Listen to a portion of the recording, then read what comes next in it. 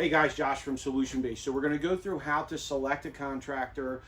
This one particularly plumbing, heating, and air conditioning, mechanical contractor. But here we also do a fair amount of general contracting. We do bathrooms and kitchens and other things. So apply somewhat across the board, but there are some specific things to mechanical contractors that I'm going to touch on. First thing is insurance, okay?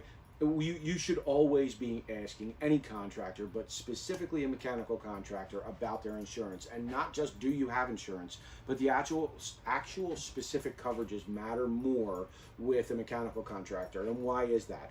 Because we bring, in almost all circumstances, fire into the house, whether it's fire inside of a heater, whether it's fire in the means of the torch that we're using to solder things together, braze things together for air conditioning. We're working with electric lines, the mechanical trades above all others, gas lines. We have more boxes. Every box we open says, could cause personal injury, death, or property damage, every single one. So for us, the insurance is just pivotal to make sure that you are protected. You should be looking at the totals. You should be comparing those totals to the things that you own. So if you live in a $700,000 house and you look around and you have $800,000 worth of years of buildup of all these treasures, whether they be personal treasures or actual things that are financially expensive, you're going to want to make sure that that coverage is going to be compliant with what you have in your home, and you're going to want to make sure that you select a contractor that has enough coverage that if there was a catastrophic fire, that there would be enough coverage to remunerate you for that. So insurance, first thing, everybody should be checking it. No contractor should give you a hard time when you ask for it, and you should be checking it. And in many cases, like in ours, if you have an HIC number for the state of Pennsylvania, then they're checking your insurance. But I still recommend, hey, do you guys have insurance? Can we get a copy of your your current policy? It's a simple thing, takes a couple minutes, shouldn't be a hard time, especially on a reasonable sized job. Next is licensing and training, kind of two sides of the same coin. So I hold two registered master plumber's licenses, one in the city of Philadelphia, one that came from Delaware County in the burbs, okay? One is good enough. I just happen to hold two because Philadelphia is a specific license. I am licensed in HVAC. I hold a warm air license. I hold a master HVAC license with multiple townships. In PA, it's townships.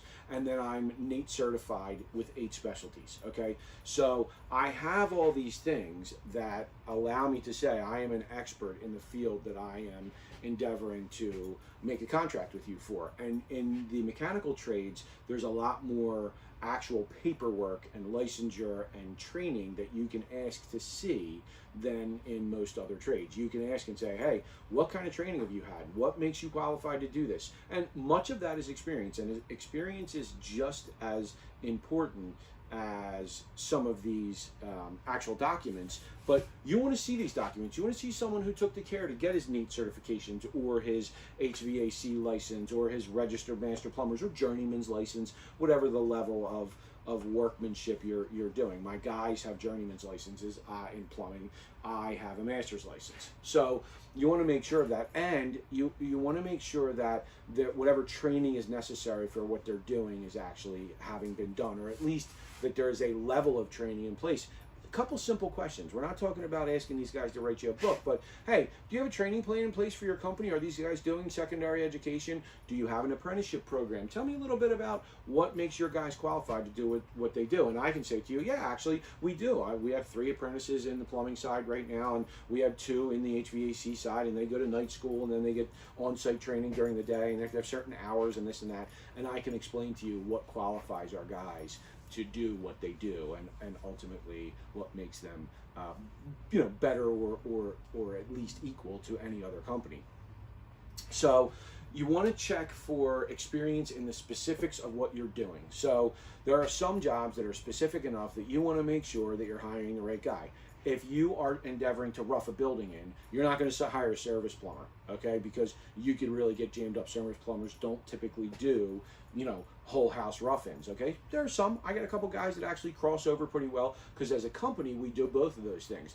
But I have the references from other clients to say, oh yeah, they roughed in my bathroom and did this and that, or they roughed the whole house in and yeah, everything went great. So being able to make sure you have the right specialist, because HVAC and plumbing is a big bucket, and you want to make sure you have the right specialist that understands what they're doing. I work in 100 and 200-year-old buildings all the time. I specialize in it, and I always have. Okay, I can say to a customer with a 150-year-old house, hey, listen, I specialize in this, and I can prove that.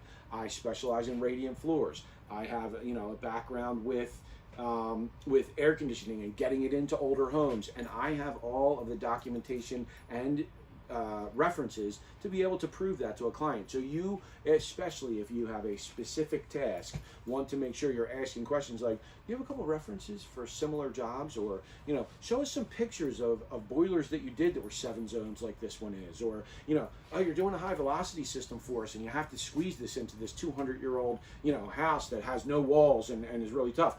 Have you ever done one of those? Let me see something you've done before. That's going to help, and you're going to get answers that are going to make you more comfortable with the decision you've made. Super important. It's a modern world. Reviews are the next one, and I really highly recommend that you look thoroughly into reviews. There are some good companies that have single platforms, they have Google reviews, and that's it. And that's fine, you know what I mean? As long as there's a volume enough of them that you can get a cross-section of recent reviews that says at least enough about that contractor that's not bulletproof, but it says enough about the contractor that you're going to feel a little bit more comfortable. I can tell you this, we have hundreds of reviews on multiples of platforms for multiples of years. So you can go back and look and see, you know, how we have performed over time based on what people are saying about us rather than what I'm saying. I tell customers all the time, don't believe a word I say. Go out onto the interweb and look at who we are and see what people are saying. And that way there's a comfort level there. You know, everybody's going to have, you know, I've definitely, you know, had customers leave a bad review for me, usually related to scheduling, you know what I mean, or someone's unrealistic expectations, but I always respond to that. And you should see that if there's a bad review, you know what I mean, then you should see that that contractor responded to that bad review, and either A, there was an explanation of, you know, what happened, because oftentimes the client has a lot to do with that, or B, the contractor is just straight up. When you see a contractor, when I actually did something wrong, I missed an appointment and the customer got mad and left me a bad review, I open up with, this customer is exactly right. I did exactly this. I didn't call them, and I should have shown up on time, and I didn't, and I'm reaching out to the client to try and make that right. That is what you're looking for, because there's no perfect company, there's no perfect owner. But what you're looking for is accountability and a willing to set things right that maybe went a little sideways, because really it's about how we recover, not perfection. So, and I can't tell you how many lifelong customers that I have because a mistake was made, and I said, man, let me stand by this and make this right no matter what it takes. And they're still clients to this day. So accountability and a willingness to make right something that went a little sideways, that's really super, super valuable. You're going to want to look for that, and you'll find it in the reviews.